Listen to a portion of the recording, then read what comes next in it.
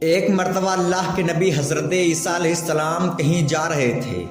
جاتے جاتے آپ کا گزر ایک قبرستان سے ہوا تو آپ علیہ السلام نے دیکھا کہ قبر میں ایک مردے کو عذاب دیا جا رہا ہے۔ سانپوں اور بچھو نے مردے کو گھیر رکھا ہے۔ جہنم کی کھڑکیاں اس کے لیے کھول دی گئی ہیں۔ جہنم کے آگ کے شعلے اس مردے کو جلا رہے ہیں اور مردہ دردناک عذاب سے چیخیں نکال رہا ہے۔ یہ دیکھ حضرت عیسیٰ علیہ السلام آگے چلے گئے اور پھر جب واپس لوٹے تو آپ کا گزر پھر اسی قبرستان سے ہوا تو یہ دیکھ کر حیران ہو گئے کہ جو قبر جہنم کے گڑھوں میں سے ایک گڑھا بنا ہوا تھا اب وہ قبر جنت کے باغوں میں سے ایک باغ بنی ہوئی ہے۔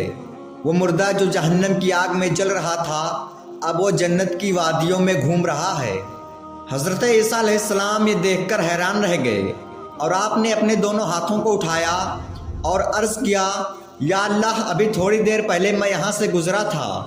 میں نے دیکھا کہ قبر جہنم کے گڑھوں میں سے ایک گڑھا بنی ہوئی تھی اور مردہ جہنم کی آگ میں جل رہا تھا، چیخیں نکال رہا تھا، لیکن یا خدا، تھوڑی دیر کے بعد قبر جنت کے باغوں میں سے ایک باغ بنی نظر آتی ہے اور مردہ جنت کی وادیوں میں گھوم پھر رہا ہے۔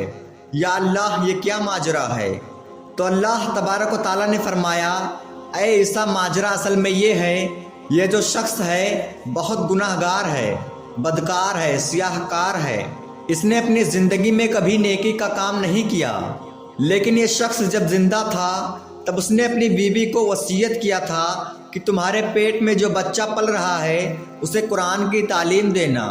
تو اس کی بیوی نے اس کی آخری وصیت کو ذہن میں رکھا اور جب اسے بیٹا پیدا ہوا اور جب بچہ دھیرے دھیرے بڑا ہوا تو اس نے اس کا داخلہ مدرسے میں کرایا، اور جب اس بچے نے پہلی مرتبہ مکتب میں بسم اللہ پڑھا تو اے عیسیٰ، مجھے حیا آتی ہے کہ جس کا بیٹا دنیا میں مجھے رحمان اور رحیم پکار رہا ہے، ہمارا نام لے رہا ہے، ہم اس کے باپ کو جہنم کی آگ میں کیسے جلائیں؟ یہ میری رحمت گوارا نہیں کرتی۔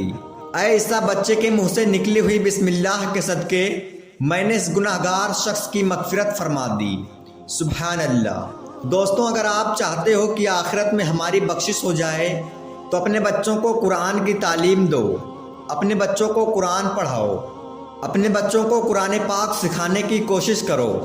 انشاءاللہ آپ کی دنیا بھی سنور جائے گی اور آخرت بھی سنور جائے گی۔